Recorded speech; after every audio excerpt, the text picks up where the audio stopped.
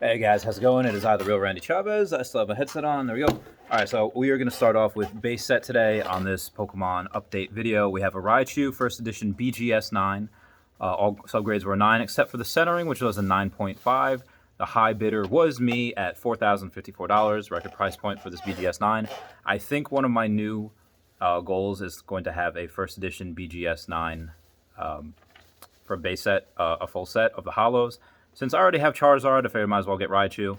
I was originally going to do the Shinings because I have a Shining Mewtwo and a Shining... I think I just have... Oh, and Shining Raichu. So I might do those. I'll keep you guys posted. Moving on, we have a Chansey First Edition BGS 8, sold for $14.26. That Hitmonchan First Edition BGS 8 sold for $11.25. A Mewtwo First Edition BGS 9, that sold for $4,600.75. And we had a Poliwrath First Edition BGS 8, which sold for $5,350.55. Charizard First Edition BGS 7. This one, the subgrades, it was a 9 for the surface, which is great. 8 for the centering and the corners, and a 7 for the edges. That's how it got the 7.5. And this sold for $20,100. And then a Squirtle First Edition PSA 10. I guess this must have been a week 10 because this only sold for $2,425. That's it for base set. Again, not a ton to go over today because after the PWCC auction, we usually just see a little bit of a cooling off period for a couple days, if you will.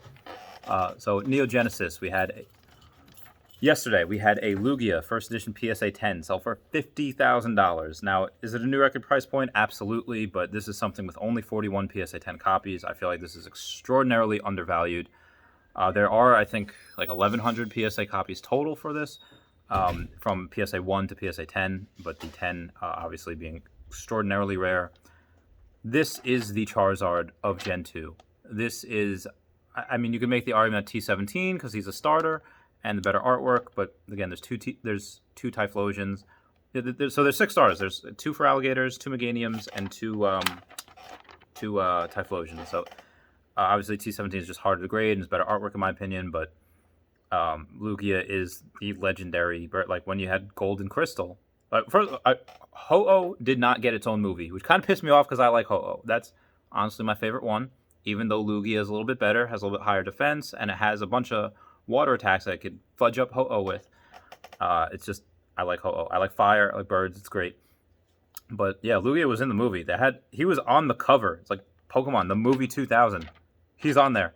When they had Mewtwo Strikes Back, Mewtwo was on the cover, but the second one had the movie 2000. This was just such a perfect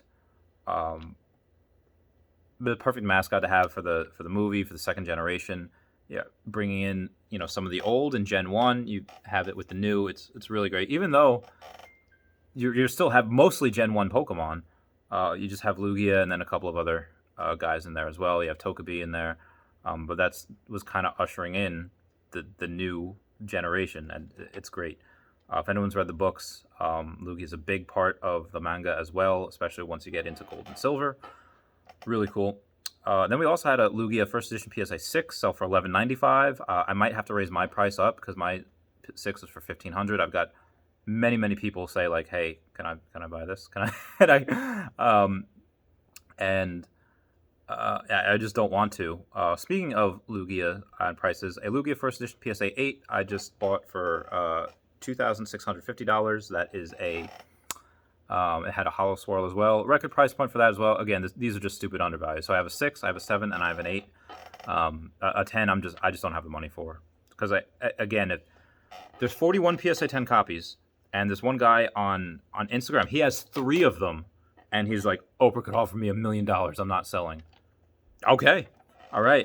So that's how I know it's undervalued, because the 10, the seller just needed money. And that's why he posted that. It's like, you know what? I'm just going to take my profits. I need the money. And because there's no other reason to sell right now. Like I've been telling you guys, if you have a Charizard or if you have a Lugia, do not sell. Just do not. These are just going to... Again, Lugia would be, I think, the Charizard of the second generation. But whoever's coming in, Charizard is just...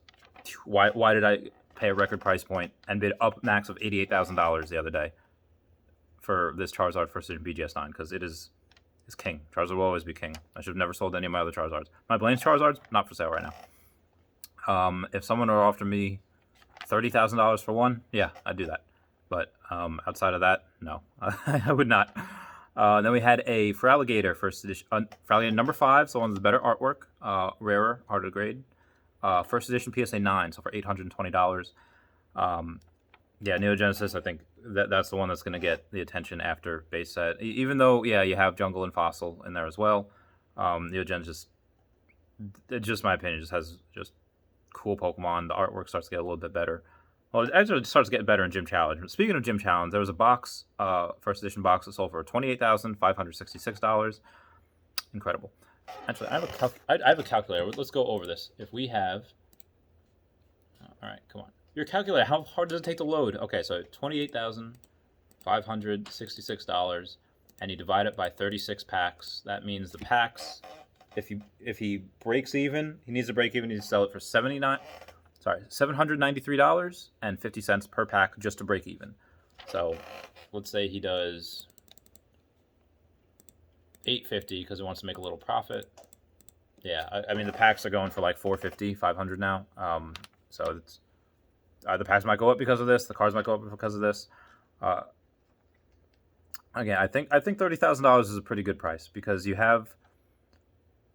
If the card itself that you get, if you get a first edition PSA 10 and the card is going to sell for more than the box, then the box is just going to move up. That's just going to happen. So I definitely see a Neo Genesis box being able to go much, much higher if the Lugia just sold for $50,000. For Gym Challenge, this thing, there's a current auction right now for a PSA 9, first edition PSA 9 Blaine's Charizard for $4,100 right now. I have seen this before where raw cards and 7s or 8, like the 7s are selling for more than the 8s, as just the market trying to balance out, trying to figure out the hierarchy and the pecking order, and people are just going crazy with it. So this is something that I definitely see, at least for Charizard, moving up. Again, for $30,000, I'll do it. Someone offered me $20,000 for one of my Charizards. Again, something I have 6 of, I would say no. I would not do it. Moving on past that, we have the Fossil set. So we have Hitmonlee, first edition PSA 9, so for $320. Gengar, first edition PSA 9, so for $635. Moltres, first edition PSA 9, so for $515. A Dragonite, first edition PSA 9, so for $2,000.